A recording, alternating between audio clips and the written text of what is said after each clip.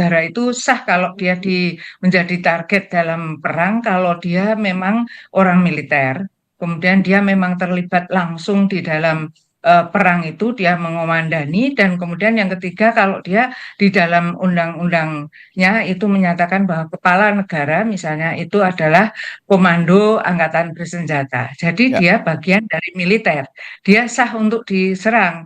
Tetapi kalau dia sipil, Mhm. ya ini menurut aturan tidak boleh ya. Menurut Hmm. hukum humaniter internasional, larangan untuk menyerang sipil. Ya. Jadi kalau yang ditarget itu kepala negara atau pejabat lainnya, itu adalah kediaman, maka kediaman itu unsur sipilnya besar. Jadi di sana ada keluarganya, ya mungkin kemudian sipil itu bisa orangnya atau wilayah dan gedungnya. Dan kalau dia Ya. tinggal di rumah biasa, misalnya, dia tidak bisa sebetulnya diserang. Tapi kalau dia tinggal di kompleks misalnya militer, ya dia sah untuk menjadi target di dalam penyerangan. Jadi ada dua sisi yang bisa dilihat, bisa legal atau tidak legal, tergantung pada posisi pejabat tersebut. Begitu, Mas. Hmm. Oke, Bu Kony, pertanyaannya kira-kira sama, tapi begini, rencana Iran yang akan menyerang langsung rumah pejabat Amerika Serikat Israel sebagai balasan atas serangan ke warga sipil. Nah ini, langkah ini tuh dianggap efektif katanya untuk memberi efek jerah, deterrence kepada Amerika Serikat atau dan juga Israel. Tapi apakah itu benar atau justru akan memicu siklus pembalasan yang tidak terkendali dari keduanya, dari Amerika Serikat dan juga Israel? Ya, pertama saya mesti bilang bahwa ini tuh adalah respon dari konteks yang lebih luas ya. Nggak tiba-tiba juga, kita harus paham dulu, Iran juga nggak tiba-tiba menyatakan dia membalas gitu. Karena juga ada ancaman di tengah eskalasi dari serangan rudal Iran ke Israel, ya kan. Kemudian juga serang di mana Beersheba ya, Beersheba. Nah itu Ya. juga akhirnya menjadi apa ya, satu titik eskalasi. Tapi yang mesti kita lihat bahwa tempat tinggal pribadi itu ketika keputusan untuk menyerang tempat tinggal pribadi, ini perangnya menjadi lebih emosional, jadi lebih personal. Jadi Oke. bukan lagi perang antara negara gitu atau state to state, tapi akan Ya. lebih personal. Dan ini akan sulit nanti dihentikan. Kenapa? Karena biasanya ada efek balas dendam. Sudah Hmm. jadi ke pribadi. Nah, kalau kita mulai Konvensi Jenewa 49 dan additional protokol di tahun 1977, memang kita harusnya paham nih ada 4 pembedaannya menurut saya. Pertama, prinsip of distinction. Jadi kita wajib bedakan antara kombatan militer yang aktif dan non kombatan. Setahu saya rumah pribadi pejabat politik ataupun komandan perang, kalau dia sedang tidak bertugas di medan perang, jadi orangnya itu sedang tidak bertugas, itu dia dihitungnya dia itu masuknya sipil, jadi dia masuknya jadi objek sipil. Tapi Hmm. ketika dia berangkat ke suatu tempat perang, nah dia jadinya kombatan. Itu juga makanya mesti dibuktikan oleh pembalasan ini mesti betul diukur gitu. Nah kemudian ada additional protokol di artikel 51 ya, bahwa penduduk sipil itu mau individu sipil atau bukan, dia tuh tidak boleh menjadi objek serangan. Artinya kalau ini terjadi, berarti ini tujuannya menyebarkan teror kepada kaum sipil. Nah kemudian ada juga larangan reprisal terhadap sipil. Nggak boleh terjadi serangan balas dendam. Karena itu tuh dilarang mutlak sebenarnya, pembalasan dendam terhadap sipil itu dilarang mutlak. Ya. Dan hukum internasional itu tidak bisa membenarkan apapun juga alasan jika ini menyerang sipil. Ini mesti dicatat juga oleh Iran, walaupun kita mengerti bahwa dalam hari ini posisi Iran ingin membalas dendam atas apa perlakuan Israel terhadap Iran gitu kan. Nah, yang paling terakhir adalah tentang proportionality. Kalau ada target militer di dekatnya, itu serangan itu harus seimbang. Jadi nggak boleh sebenarnya kerugian sipil itu jadinya berlebihan dibandingkan serangan kepada militernya. Nah, yang Oke. paling penting kita mesti lihat tentang perlindungan properti sipil di Konvensi Jenewa nomor 4. Jadi bagaimana misalnya kalau pejabat, saya sudah bilang ya, kalau pejabat tersebut sedang bertugas, dia makanya berubah jadi kombatan. Tapi kalau tidak, dia bukan kombatan. Nah, itu membedakannya itu harus pasti. Kemudian menyerang rumah di tempat musuh itu dikategorikan bagaimanapun war crime sebenarnya. Karena sekali lagi perang yang tadi state to state sudah ditarik ke pribadi, dan ini yang paling kita akan menyeramkan adalah nanti akan saling tuding nih, siapa duluan dan kenapa saya membalas ya. Satu bilang saya duluan diserang, yang lain membalas gitu lah. Nah ini akan membuat situasi semakin berbahaya karena bukan lagi soal army to army atau air force to air force atau navy to navy atau tentara ke tentara, tapi lebih kepada soal rumah dan keluarga, dan itu kehormatan, dan itu adalah sumber utama kehidupan para tentara. Nah, kalau mau Oke. dibalik lagi juga kita mesti lihat sebenarnya pengaruh Ibrahim ini juga sangat besar ya. Kita mesti lihat dia ini kan muncul tiba-tiba nih, ya kan, dia tuh kayak Ibrahim Traore, kayak Presiden Burkina Faso, Ya. muda, empat bahasa gitu, keren gitu kan, berani bersuara keras. Nah satu sisi ini punya pengaruh terhadap rakyat Iran sendiri. Dia tuh menjadi unifying factor untuk Iran people. Dan yang paling penting ini buat tentara Iran, ini menjadi loh, ini orang nih ternyata kita jadi bangkit nih, kita tuh ternyata bangsa yang punya harga diri, ada. Karena dia let call loh, masih let call. Tapi sudah berani ngomong seperti itu, dan ini dari korban kita tuh negara yang terancam menjadi pihak yang akan siap dengan superior menghadapi apapun. Nah, basic dari pernyataan juru bicara inilah menjadi menurut saya menjadi penting untuk kita melihat bagaimanakah serangan pribadi ini, ke rumah-rumah pribadi ini akan dilaksanakan atau tidak. Oke, Bu Mutia, tapi begini, menurut Anda, apakah ancaman ini sekedar retorika politik untuk menjaga wibawa rezim Iran, atau memang ada indikasi operasional yang sudah dipersiapkan, misalnya koordinasi dengan proksi atau juga rudal balistik misalnya, Bu Mutia? Ya, kalau saya melihat ya Mas, jadi Iran itu kan dia yang diserang ya, dia dalam posisi yang sebetulnya dia Bertahan gitu ya? dalam hal ini tidak bersalah ya, dia Hmm. kan hanya bertahan. Hmm. Kalau kita melihat dari sisi hukum Islam dulu ya, hukum Islam itu dikenal sebagai hukum Qisas karena Iran itu adalah Republik Islam Iran ya, jadi saya yakin dia menggunakan hukum-hukum Islam untuk peperangan. Kalau kisos itu adalah hutang nyawa dibayar nyawa, hutang mata dibayar mata, dan itu sah. Tapi tadi seperti Bu Kony katakan, dalam hukum internasional harus proporsional, dalam hukum Islam pun tidak boleh berlebihan. Jadi kalau Iran itu posisinya dia menggunakan hukum Islam, dia memang berhak gitu ya, kan? Mengingat Ali Khamenei sebagai pemimpin yang tertinggi di Republik Islam Iran itu terbunuh, kemudian pemimpin yang lain terbunuh ya, itu sudah pemimpin tertinggi ini sudah punya memberi kesempatan kepada Iran untuk membalas gitu. Apakah ini membalas dendam itu boleh atau tidak, itu memang dalam polemik. Tetapi kalau di dalam ilmu politik ada yang namanya dilema security complex ya, Ya. bahwa Iran itu sudah merasa terancam karena pemimpin-pemimpinnya pada dibunuh. Sebelumnya kan Ismail Haniyah, kemudian pemimpin Garda Revolusi Islam Iran juga banyak dibunuh di Irak ya, kemudian Ali Yani juga baru saja juga dibunuh, kemudian makanya Garda Revolusi Islam Iran itu kemudian berjaga-jaga. Ini perhitungan Iran adalah dilema security complex. Ini memang dilematis, tetapi Iran merasa kalau tidak melakukan pembunuhan terhadap para pejabat, dia merasa tidak ada balasan yang seimbang karena pemimpinnya juga sudah pada dibunuh. Kalau kita membuat list itu betapa banyaknya ya yang terbunuh lah. Sementara yang dari pihak Israel kan tidak ada yang terbunuh. Ini yang terutama dua tadi ya, Ali Khamenei dan Ali Larijani itu juga itu juga terbunuh. Yang sekarang juga jadi pertanyaan, Mujtaba Khamenei ini kemana gitu kan? Ada yang bilang dia juga akan menjadi target lagi. Makanya kita tidak tahu karena tidak pernah muncul gitu kan, terjadi isu juga di dalam berita. Lah inilah saatnya Iran juga seperti mengancam kalau Mujtaba nanti akan menjadi target sebelum Mujtaba juga dihabisi oleh Amerika atau Israel, dia sudah melakukan namanya preemptif ya, jaga-jaga dulu gitu. Ya. Kalau begitu pertanyaan saya selanjutnya nanti soal upaya diplomasi untuk menenangkan konflik yang terjadi. Tapi sebelum itu saya tanya dulu ke Bu Kony soal rencana Iran yang menggeser serangan. Apakah memang pola ini ada arah ke sana?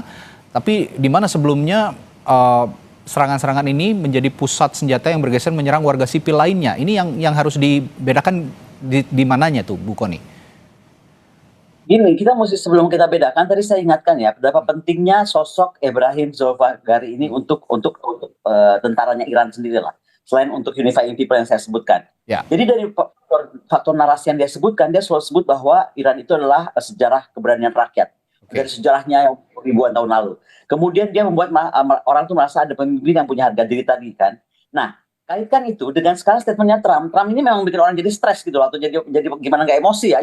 Coba kalau saya jadi Ibrahim pasti kita akan berbuat seperti dia. Contoh, Trump itu menyatakan Iran harus membuka Strait of Hormuz dalam waktu 6 hari. Meaning 6 hari itu tinggal sekarang tanggal 1 ya. Berarti 6 hari lalu dia kalau nggak salah ngomong kemarin. Nah dia bilang bahwa Strait of Hormuz harus segera dibuka and open for business as usual. Tidak boleh ada apapun. Kemudian Trump minta batas waktu terbarunya tanggal 6 itu jam 20, walaupun dia bergeser-geser kan, memperpanjang deadline. Nah ini yang terakhir tanggal 6 nih, nggak tahu kalau dia berubah lagi. Kemudian dia bilang bahwa kalau ancaman tidak dipatuhi, maka akan diluluh-lantakkanlah semua. Total, Iran itu akan dihancurkan, mulai pembangkit listrik, sumur minyak, Pulau Kark ya, tempat produser minyaknya Iran.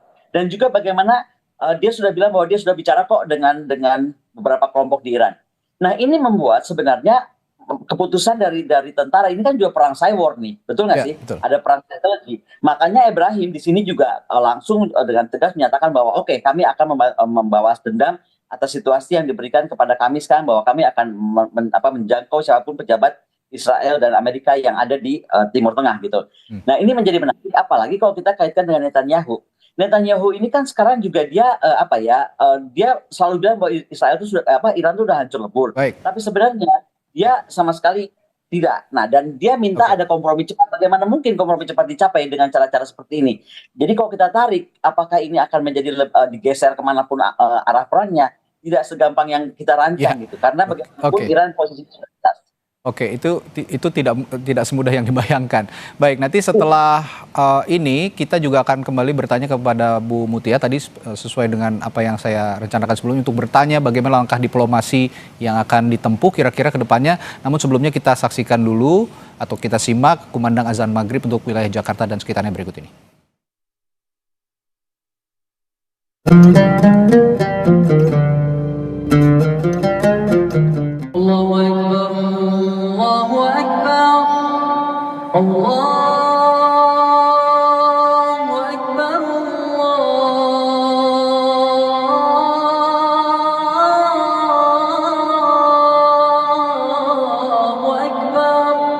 أشهد أن لا إله إلا الله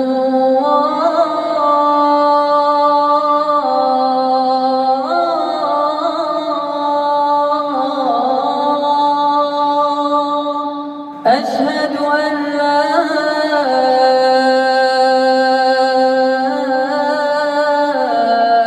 إله إلا الله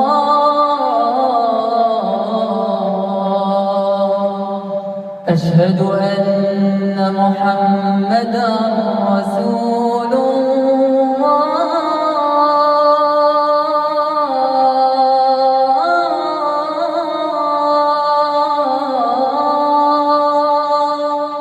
أشهد أن محمدا رسول الله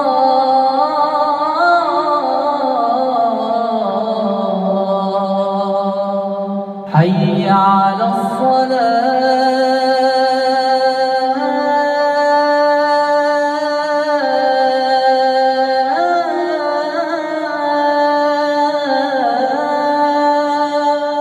حي على الصلاة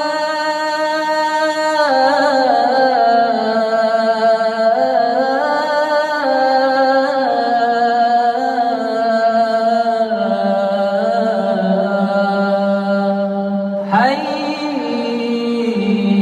على الفلاح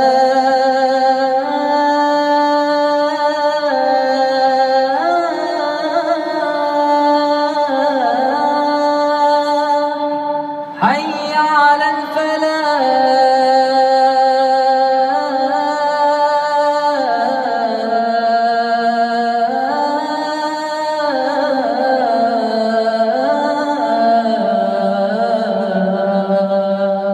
الله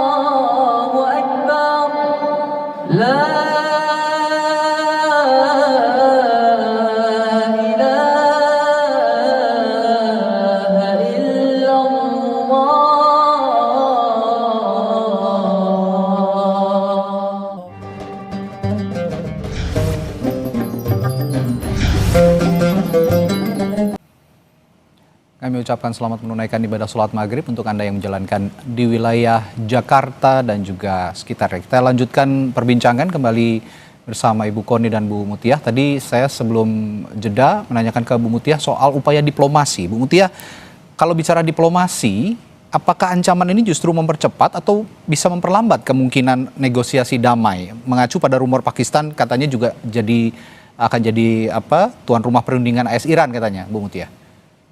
Ya, kalau saya melihat perundingan itu kan harus kedua belah pihak ya. Yang mau berunding itu adalah terutama Iran, Amerika Serikat, dan Israel. Dan Ya. dalam hal ini mungkin bisa juga melibatkan Palestina. Kalau dua belah pihak yang saya lihat, Iran itu sekarang ini masih di atas angin ya. Jadi karena dia terutama mengancam desilanisasi air laut yang milik negara-negara Timur Tengah, negara-negara Teluk itu merupakan pukulan telak bagi negara-negara Teluk seperti Kuwait, Qatar, Bahrain, Arab Saudi maupun Uni Emirat Arab ya. Jadi mereka ini berteriak-teriak kalau sungguh-sungguh Iran itu menyerang ke desilanisasi air laut itu akan fatal, akibatnya lebih dari penghancuran energi. Itu yang pertama. Yang kedua, Iran ini di atas angin karena mengancam akan melakukan pembunuhan terhadap para pejabat di Amerika maupun Israel. Di sini saya melihat bahwa ini Iran itu hanya akan menambah list dari kekerasan yang telah dilakukan selama konflik ya. Jadi dia juga tidak yang memulai gitu ya. Dulu yang dituduh memulai bom bunuh diri itu kan misalnya orang Palestina, padahal ya bukan ya. Nanti kita bisa bom bunuh diri, pembajakan pesawat, kemudian penculikan, sekarang penculikan kepala negara. Dulu penculikan itu di dalam negara, bayangkan sekarang penculikan itu dari negara ke negara lainnya, jadi tidak ada lagi penghormatan terhadap the right of self-determination, penghormatan terhadap sovereignty negara atau kedaulatan negara, ya semua sudah dilanggar. Dan Iran menunjukkan bahwa saya pun bisa melanggar gitu ya. Jadi bagaimana dunia internasional kalau pas yang melanggar Amerika dan Israel mengapa diam saja, dan kenapa ketika Iran juga hanya membalas kemudian dunia internasional baru rame-rame untuk mengatakan mari kita berunding. Saya kira perundingan saat ini itu masih kalau Iran diajak berunding, saya kira masih momentumnya itu belum tepat. Yang bisa kita lakukan, semua masyarakat internasional bisa melakukan itu adalah memperbaiki tata kelola global.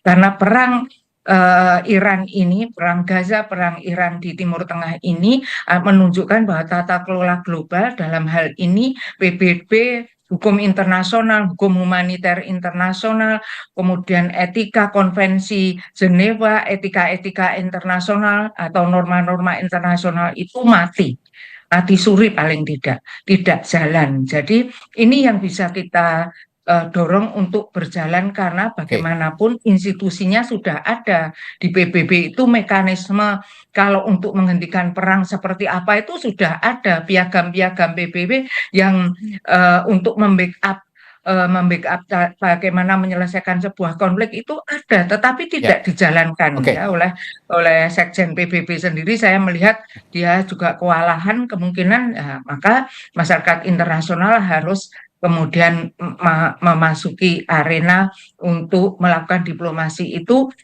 memberdayakan tata kelola global dulu. Ya, saya tertarik sekali dengan kalimat Bu Mutiah ini soal tata kelola global. Saya tanyakan langsung juga ke Bu Koni. Bu Koni, kalau bicara soal tata kelola global, kebetulan Bu Koni juga saat ini posisi di Rusia. Kita juga ingin tahu sebenarnya posisi Rusia sekarang. Bagaimana ancaman ini mempengaruhi posisi Rusia dan juga Tiongkok. Kenapa saya bawa Tiongkok? Karena dua negara ini juga punya pengaruh yang cukup besar di Dewan Keamanan PBB. Adakah peluang negosiasi damai misalnya lewat Pakistan yang saya sebutkan tadi dengan keterlibatan Rusia dan juga Tiongkok, atau justru perang akan melebar ke bulan ketiga nanti, jangan-jangan, Bu Koni?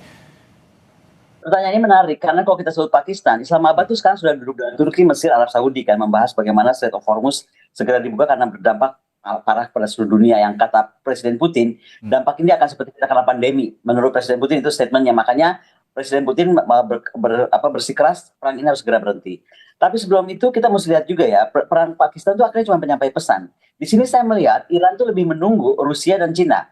Rusia so far dia hanya mendukung sebagai melalui saluran diplomatik atau intelijen Rusia. Dia sudah berbagi citra satelit, dia juga membantu banyak teknologi drones dan teknologi lainnya kan. Nah tapi intinya Rusia tuh dia aktif sekarang ini hanya menghubungi negara-negara Teluk dan mencoba menjadi posisi mediator. Jadi belum langsung ke terjun langsung gitu. Hanya bisa memperingatkan bahwa kalau eskalasi lebih lanjut ini akan mengganggu pasukan dunia dan kita akan semua hancur bersama-sama. Cina ini menarik. Cina ini dia lebih hati-hati sikapnya dibanding Rusia kalau menurut saya ya. Karena dia itu menyerukan penghentian segera serangan, tapi juga dia bilang bahwa dia sangat mendukung Pakistan. Padahal kalau saya lihat Iran tuh lebih menunggu nih negara dua ini karena mereka lebih bisa punya deterrence effect dibanding Pakistan. Walaupun ada yang bilang Pakistan kan juga punya nuclear weapon. That's one thing. Tapi kalau kita lihat military power, of course Rusia dan China is more powerful gitu, dan bagaimanapun akan lebih berbunyi tanda kutip ya dengan segala hormat terhadap Pakistan. Tapi ada harapan yang saya lihat dari Iran bahwa dua aktor ini akan turun tangan. Nah, secara praktek sebenarnya kita mesti lihat China punya kepentingan besar karena dia pembeli terbesar lah dari Hormuz. Yang melewati Selat Hormuz sendiri. Tapi dia sekali lagi melihat dia harus hati-hati. Saya melihat berapa kali Iran itu sedang mencoba mengajak-ngajak Rusia dan China karena buat Iran dia pengen yakin bahwa kalau ada proposal ceasefire itu jangan cuma jadi jebakan. Begitu dia melemah misalnya karena ini mau ceasefire, terus tiba-tiba malah mereka diserang balik. Itu yang menurut Iran di mata saya dia perlu sekali lebih konkretnya tindakan dari Rusia dan China. Tapi kalau kita perhatikan statementnya Lavrov misalnya kan, itu Lavrov itu sangat keras bilang bahwa Timur Tengah bersatu lah gitu loh. Bersatu ini kok gimana sih Iran lagi babak belur nih, kamu kok diem aja. Dan lebih lagi dari Lavrov, sebenarnya di sini tuh kami punya filsuf yang sangat terkenal namanya Dugin. Profesor Dugin itu sampai bilang, hai negara-negara Teluk itu saudaramu nih sama saudaramu sedang dihancurkan, bersatulah. Jadi di Rusia ini sekarang baik statement resmi Menteri Luar Negeri maupun Profesor Dugin yang sangat filsuf ya, Rocky Gerungnya Rusia lah kira-kira gitu ya. Itu Profesor Dugin bilang, udah ini kenapa Timur Tengah malah babak belur pecah ya? Inilah menurut saya yang akan dilakukan oleh Rusia, oleh Presiden Putin. Lebih membuat negara-negara Timur Tengah ini mau fokus gitu loh. Satu, bagaimana mereka ini tidak terbawa-bawa atau memperbesar malah aspek dari perang ini gitu. Oke. Di sisi lain, tapi saya juga wondering ya, Bu Mutia, ini meskipun tadi kalau kata Bu Mutia sekarang momentumnya belum tepat untuk menanyakan apakah Iran bersedia untuk diajak ke meja perundingan.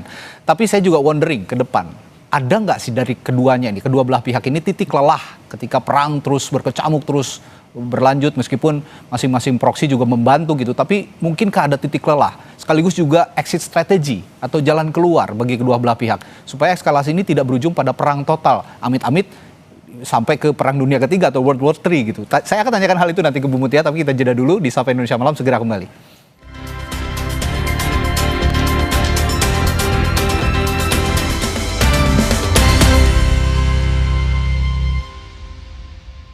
Kenali polanya, batasi ruangnya, biarkan fakta bicara. Tidak ada kejahatan yang sempurna.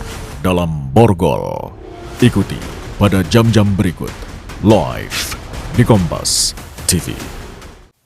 Saat aktivitas padat, saatnya level up. Minum Hemaviton Action Immune Up. Immune Up formula dengan buffer vitamin C, D3, zinc, dan ginseng ekstrak. Bantu jaga daya tahan tubuh. Siap taklukkan hari. Jangan sampai drop dong. Minum Hemaviton Action Immune Up 1 kali sehari.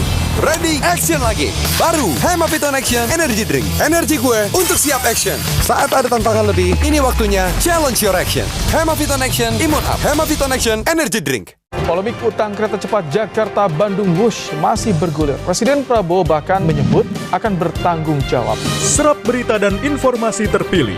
Dari tragedi ledakan di SMA N72 di lingkungan pendidikan, evakuasi seorang warga lansia yang terjebak banjir. Ikuti Kompas Malam setiap hari pada jam-jam berikut live di Kompas TV.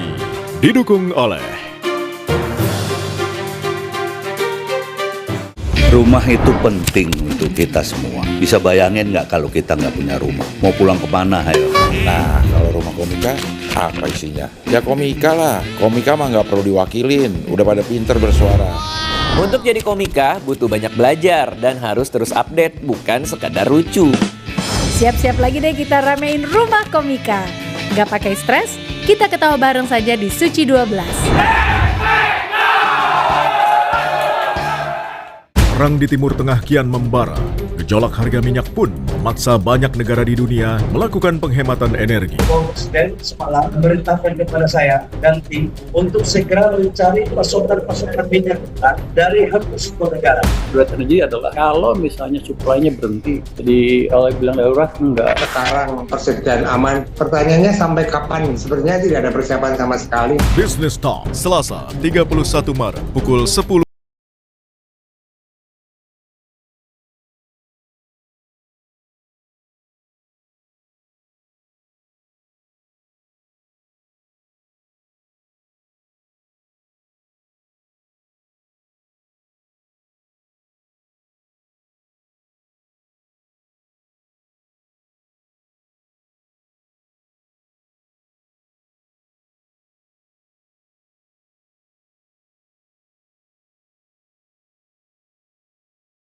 Memang kalau nggak dapat ya udah, saya bilang bukan rezekinya.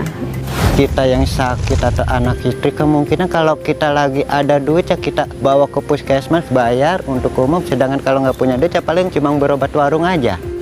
Memang ini yang paling krusial adalah soal data. Kalau data kita makin akurat, bansosnya pasti makin tepat sasaran. Berkas Kompas, Selasa 31 Maret pukul 11 malam di Kompas TV.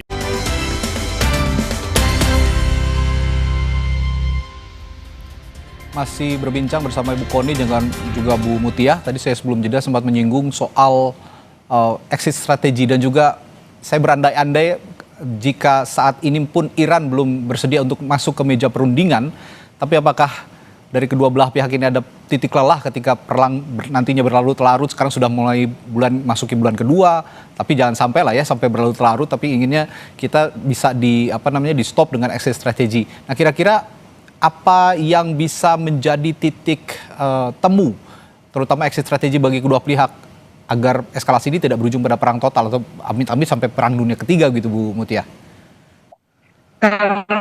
Sekali lagi kalau dari pihak Iran justru itu menjadi strategi dia itu war of attrition, Mas. Jadi dia akan memperpanjang perang ya, dari para pejabat yang terutama Menlunya mengatakan bahwa Iran itu targetnya tidak menang perang karena dari sisi persenjataan juga sudah kalah dan Iran itu sendiri dapat dikatakan tidak ada temannya ya, dia sendiri. Jadi targetnya itu justru memperpanjang perang.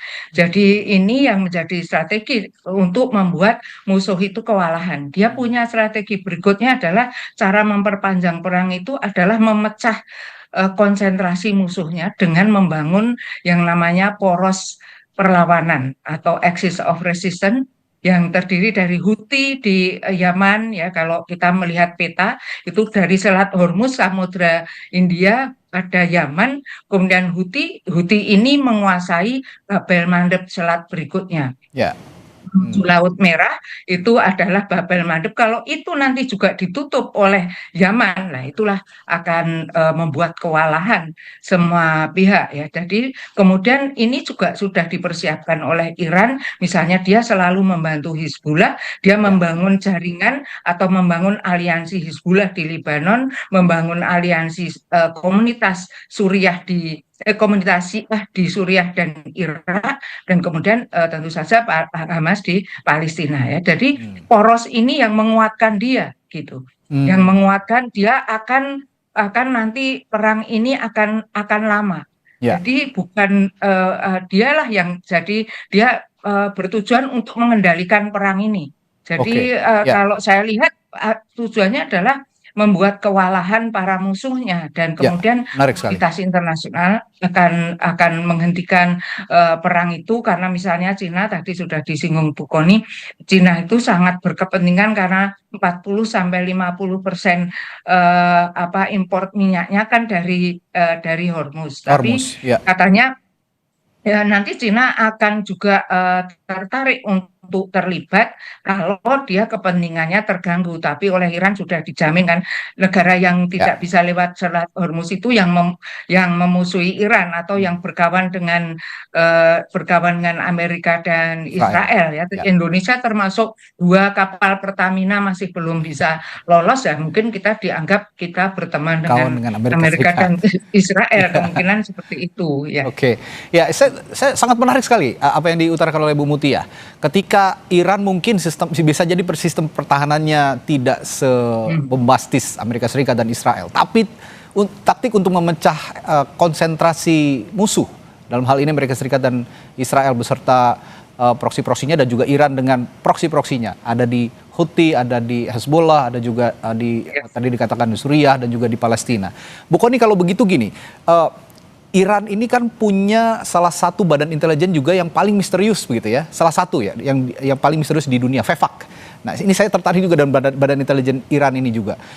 Di samping nanti juga apakah punya kemampuan untuk memecah tadi konsentrasi musuh tadi dengan taktik-taktik tertentu. Nah sejauh ini apakah yang jadi cywar Iran sekarang katanya akan menyerang tempat-tempat pejabat publik Amerika Serikat maupun juga Israel.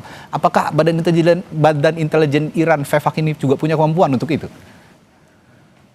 Ini menarik kalau ditarik ke VEFAK ya, karena justru di sini taruhan saya di 6 hari ke depan.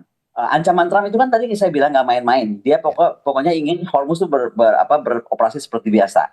Nah dalam 6 hari ke depan atau 6 kali 24 jam, kita bisa lihat nih bagaimana VEFAK bekerja. Apakah akan terjadi betul-betul serangan terhadap tokoh-tokoh militer atau pejabat Amerika dan juga pejabat Israel. Dan itu artinya efektivitas VEFAK itu betul-betul kita bisa lihat.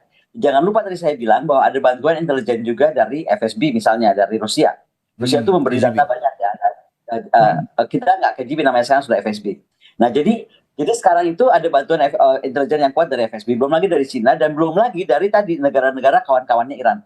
Jadi betul disampaikan tadi bahwa Iran akan bertahan lama, tetapi saya cuma mengingatkan bahwa pada akhirnya semua akan sadar bahwa ini tuh semua ekonomi akan hancur, stabilitas regional terancam. Makanya kalau saya lihat lepas dari 2 ini yang bertarung ya kan, tapi akan lebih kepada dunia internasional yang akan terus menekan perdamaian. Kenapa? Tadi saya sudah sampaikan, Iran aja sekarang sudah minta Rusia dan Cina tuh untuk lebih masuk secara lebih konkret untuk menengahi mereka lah, karena lebih jelas lah di mata Iran.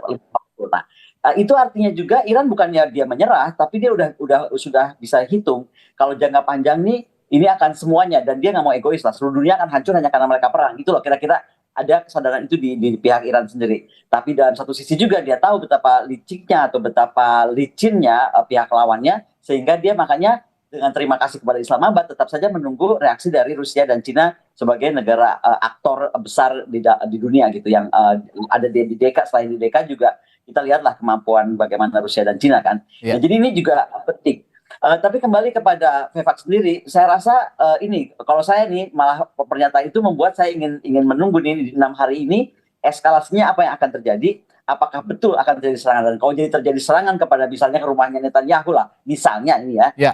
Atau mana lah, ini akan menjadi eskalasi yang besar. Dan sekali lagi kalau terjadi mungkin pun bukan kediaman Netanyahu tapi siapapun pejabat Israel misalnya, ini akan semakin membawa semangat untuk rakyat Iran. Coba kita lihat ya sekarang, Iran itu sangat kuat di media sosial. Kalau saya perhatikan secara kognitif, dia sudah memberikan cywar yang sangat hebat.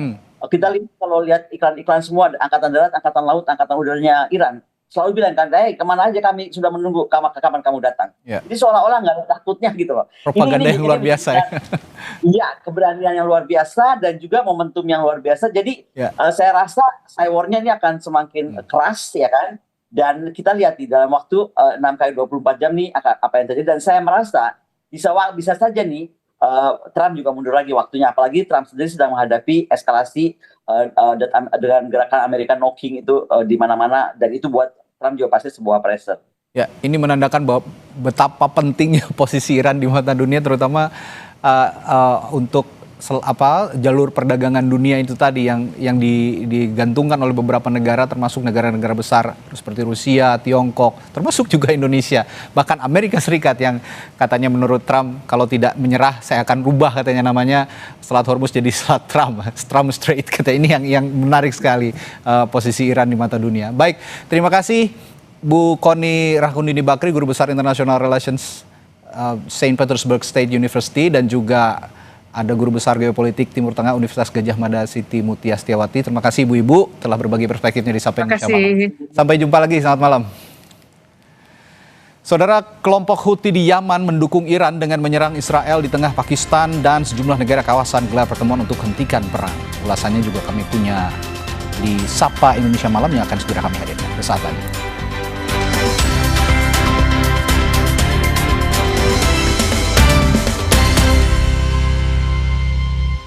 Lime Green, pencuci piring dari tumbuhan 100% food grade dengan Natura Plant Essence. Mama Lime Green, efektif angkat lemak piring, bersih kesat, tangan tetap lembut. Juga efektif bersihkan kotoran dan bakteri di buah sayur. Mama Lime Green, pencuci piring dari tumbuhan. Lime. Aku suka banget botol yang ada